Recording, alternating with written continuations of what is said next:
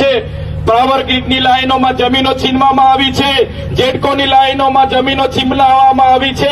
કોઈને પૂછ્યા વગર, સંમતિ વગર એમના હાઈ ટેન્શનના થાંભલા ઉભા કરી દેવામાં આવ્યા છે।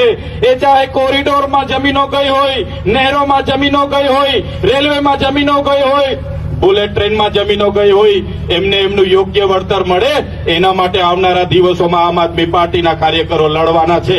ન્યાય અપાવવાનું કામ અમારા કાર્યકરો કરવાના છે।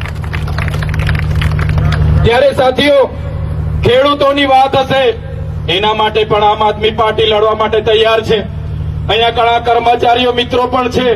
એ ચાહે આઉટસોર્સિંગના કર્મચારીઓની લડત હશે, એ ચાહે ફિક્સ પગાર કામદારોની લડત હશે, એ ચાહે જૂની પેન્શન યોજનાની લડત હશે, એ ચાહે જૂની પેન્શન યોજનાની સાથે સાથે એ ચાહે અમારા કર્મચારીઓને કાયમી કરવાની યોજના હશે। આવનારા દિવસોમાં આમ આદમી પાર્ટી એ કર્મચારીઓ માટે પણ લડવા માટે તૈયાર છે અને અમે કર્મચારીઓ માટે પણ લડવાના છે।